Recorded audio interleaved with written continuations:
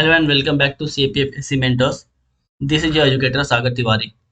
अपने lecture series को हम लोग कंटिन्यू करते हैं। अपना जो इनिशिएटिव था उसको कंटिन्यू करते हैं और आज जो हम लोग पढ़ने वाले हैं वो है list of most important article of Indian constitution.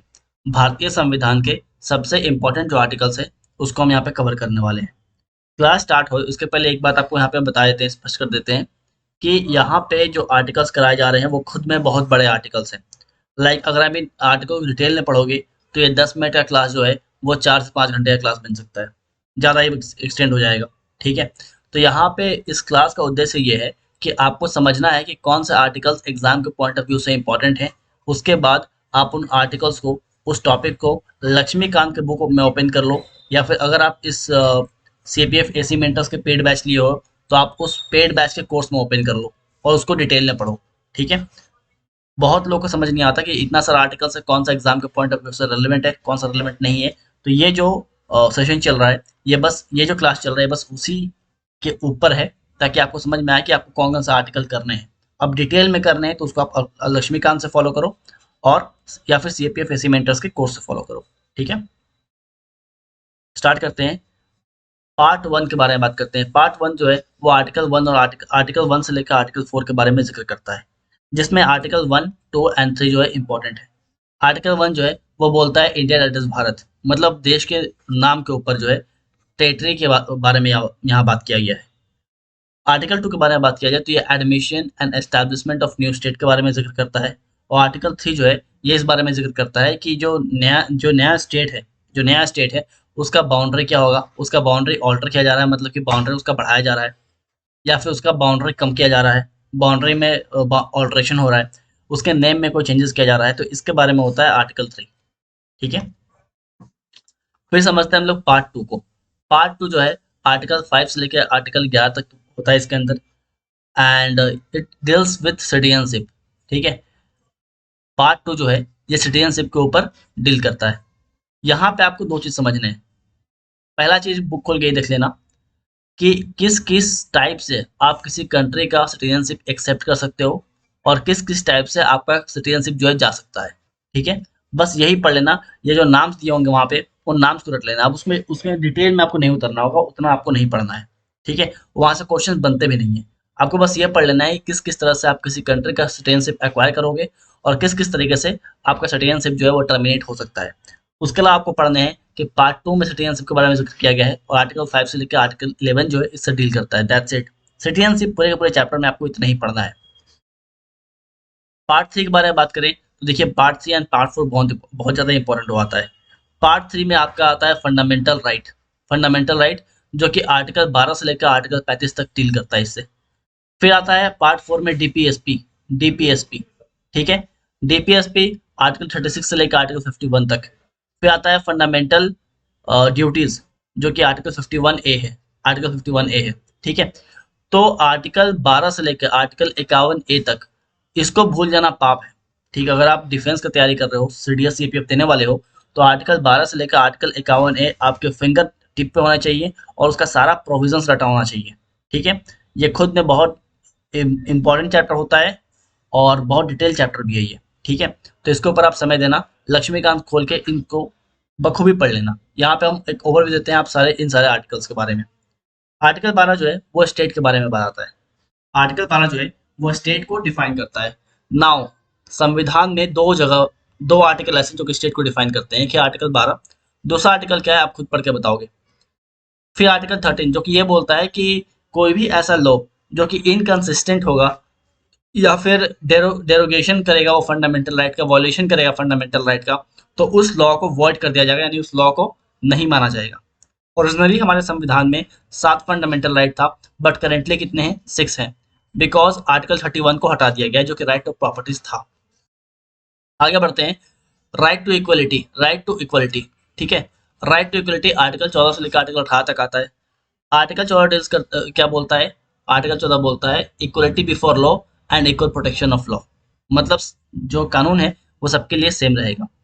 Article 15 जो है वो बोलता है prohibition of discrimination on the ground of race, caste, religion, sex and place of birth, मतलब कि आपका धर्म क्या है, आपका जाति क्या है, आपका कास्ट क्या है, आपका race, sex, place of birth के ऊपर डिपेंड करके आपके साथ डिस्क्रिमिनेशन नहीं किया जाएगा, भेदभाव नहीं किया जाएगा।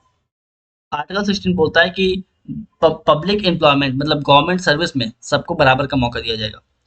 आर्टिकल 17 जो है अनटचबिलिटी के खिलाफ है, और आर्टिकल 18 जो है वो टाइटल्स के खिलाफ है। ठीक है।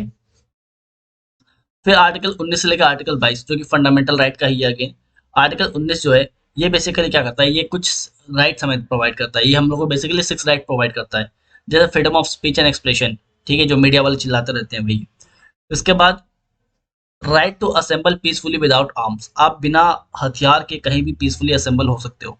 इसके अलावा आप यूनियन बना सकते हो, आप पूरे इंडिया में फ्रीली मूव कर सकते हो, आप इंडिया के किसी भी पार्ट में रिसाइड कर सकते हो, आप कोई भी प्रोफेशन जो है वो प्रैक्टिस कर सकते हो। ध्यान रहे कि जितने भी फंडामेंटल राइट्स हैं, जितने भी आपके पास अधिकार हैं, जितने भी आपके पास मौलिक अधिकार हैं, वो सब एब्सोल्यूट नहीं है, सबके ऊपर कंडीशन है। ठीक है। कल को आप उठ के ये नहीं बोलोगे कि right to practise any profession मतलब मैं ड्रग्स बेचूंगा, ऐसा नहीं है, सबके ऊपर जो है लिमिटेशंस है। ठीक है। चलिए, right to freedom. Right to freedom article 19 और आर्टिकल 19, आर्टिकल 20, आर्टिकल 21 और आर्टिकल 22 जो है वो राइट टू फ्रीडम के बारे में बात करता है। मतलब आर्टिकल 20 जो है क्या बोलता है, आर्टिकल 20 बोलता है protection in respect of conviction of offences. अगर आप कुछ गलती की हो, आपसे कुछ ऑफेंस हुआ है, तो आप अपने प्रोटेक्शन में कुछ बात रख सकते हो। आर्टिकल 21 बोलता है protection of life and personal liberty, आपके पास जिंदा रहने का अधिकार है। आर्टिकल 21 ए बोलता है राइट टू एजुकेशन। आर्टिकल 22 बोलता है protection against the arrest and detention in certain cases, कुछ कुछ केस में आपको अरेस्ट के खिलाफ प्रोटेक्शन मिलता है। ठीक है। डिटेंशन के खिलाफ प्रोटेक्शन मिलता है, उसके बारे में जिक्र करता है ये। ध्यान रहे इन सारे आर्टिकल्स को आप डिटेल में पढ़ोगे लक्ष्मीकांत के अंदर, ये बहुत ज़्यादा डिटेल में है, यहाँ पे बस ओवरव्यू दे रहा है आपको।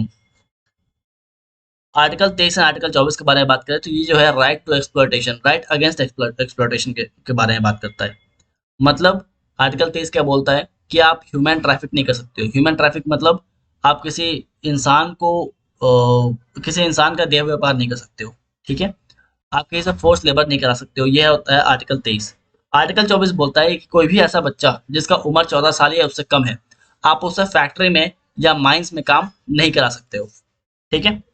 फिर होता है right to freedom of religion. Article 25, article 26, article 27 और आर्टिकल 28 जो है right to freedom of religion के बारे में बात करता है।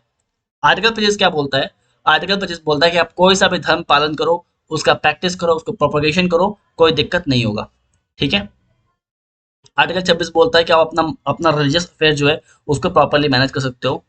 आर्टिकल 27 ये बोलता है कि आप किसी भी धर्म को पालन करने के लिए आपको टैक्स देने की आवश्यकता नहीं है। आर्टिकल 28 जो है वो आपको रिलीजियस इंस्ट्रक्शंस फॉलो करने का सहमति देता है। ठीक है। उसके बाद आता है आपका cultural and educational right, article 29, article 30। ये राइट्स बेसिकली माइनॉरिटीज के लिए, ध्यान रखिएगा। आर्टिकल 29 जो है, आर्टिकल 29 जो है ये माइनॉरिटीज के हित में बात करता है, protection of interest of minorities. Article 30 जो है ये क्या बोलता है, ये बोलता है कि अगर आप माइनॉरिटीज हो तो आप अपना एक एजुकेशनल इंस्टीट्यूशन एस्टैब्लिश कर सकते हो, एडमिनिस्टर कर सकते हो। ठीक है। इसके ऊपर प्रीवियस से क्वेश्चन भी आ रखा है, ये बेसिकली सबके ऊपर आ रखा है जितना भी पॉइंट हम बता रहे हैं, बट इसको हम इसलिए बोले बिकॉज ये स्टेटमेंट हूबहू वहाँ पे कॉपी किया हुआ था। ठीक है। फिर आता है आर्टिकल 31 जो कि डिलीट हो चुका है, राइट टू प्रॉपर्टी था। एंड देन आता है आर्टिकल 32 जो कि ये बोलता है कि राइट टू कॉन्स्टिट्यूशनल रेमेडीज। इसका मतलब ये है कि कोई सा भी फंडामेंटल राइट अगर वॉलेट होता है तो उस केस में सुप्रीम कोर्ट जो है कुछ रिट्स जो है वो जारी करेगी। जब आप सुप्रीम कोर्ट पढ़ोगे तो इन रिट्स के बारे में पढ़ोगे। 5 तरह का रिट्स होता है, अगर आपको पता है तो आप प्लीज कमेंट करें। फिर आता है पार्ट 4। पार्ट 4 जैसे कि बताया आपको 36 से लेकर 51 तक, आर्टिकल 36 से लेकर आर्टिकल 51 पार्ट 4 से डील करता है, जो कि है डीपीएसपी। ठीक है। Directive principle of state policy. आप इन सारे आर्टिकल्स को खोलना, बहुत ज़्यादा डिटेल में नहीं है, बस लाइन टू लाइन इनको पढ़ लेना, समझ लेना। ठीक है। जो फंडामेंटल राइट वाले आर्टिकल थे बहुत डिटेल में है, बट यहाँ पे आपको बस आर्टिकल्स और उनके प्रोविजंस याद करने हैं। सेम विथ आर्टिकल 51A, मतलब फंडामेंटल ड्यूटीज। कुछ फंडामेंटल ड्यूटी दी गई हैं, आप उनको सही से रट लेना। ठीक है। वो ड्यूटी डायरेक्टली आपको एक लाइन दे देगा फंडामेंटल ड्यूटी का, और उसमें कुछ चेंजेस कर देगा, 4 स्टेटमेंट दे देगा। ठीक है। एक स्टेटमेंट डाल देगा डीपीएसपी का, और बाकी 3 स्टेटमेंट दे देगा फंडामेंटल ड्यूटी का, और क्वेश्चन पूछ देगा which of the following is not a part of DPSP. ठीक है। इनमें से कौन सा स्टेटमेंट जो है डीपीएसपी का नहीं है या फंडामेंटल ड्यूटी का नहीं है, इस टाइप का क्वेश्चन पूछता है, तो इनके प्रोविजंस को आप पढ़ लेना। इसके बाद कुछ और आर्टिकल, जैसे आर्टिकल 110 ये मनी बिल के बारे में बात करता है। आर्टिकल 112 जो कि एनुअल फाइनेंशियल स्टेटमेंट के बारे में बात करता है। Now what is annual financial statement? तो आप ये वर्ड सुने होंगे बजट, ठीक है, बजट वर्ड सुने होंगे। तो एक्चुअली पूरे संविधान में बजट वर्ड का कहीं इस्तेमाल नहीं किया गया है। बजट वर्ड के बदले एनुअल फाइनेंशियल स्टेटमेंट के बारे में वर्ड जो है इसका इस्तेमाल किया गया है, जो कि आर्टिकल 112 में मेंशन्ड है, ठीक है। फिर आर्टिकल 123 प्रेसिडेंट के ऑर्डिनेंस पावर के बारे में जिक्र करता है। प्रेसिडेंट का ऑर्डिनेंस पावर के ऊपर बहुत बड़ा क्वेश्चन बना हुआ है, इसको ओपन करना और डिटेल में पढ़ना। आर्टिकल 243 से लेकर 243 ओ पंचायत के बारे में जिक्र करता है। आर्टिकल 280 लास्ट डे पढ़ाया था, फाइनेंस कमीशन के बारे में बात करता है, जो कि एक कॉन्स्टिट्यूशनल बॉडी है, संवैधानिक बॉडी है। फाइनली आर्टिकल 300 जो कि राइट टू प्रॉपर्टी है। आपको स्टार्टिंग से बोल रहे हैं कि आर्टिकल 31 राइट टू प्रॉपर्टी था, बट इसको रिमूव कर दिया गया। अब ये आर्टिकल 31 रिमूव हुए क्या बन गया है, आर्टिकल 300 बन गया है, जो कि राइट टू प्रॉपर्टी है, राइट टू प्रॉपर्टी है।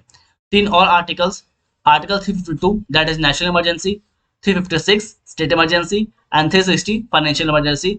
ये इमरजेंसी चैप्टर सही से कर लेना, बहुत ज़्यादा बहुत इंपॉर्टेंट एग्जाम है, एग्जाम के पर्सपेक्टिव से बहुत ज़्यादा इंपॉर्टेंट है।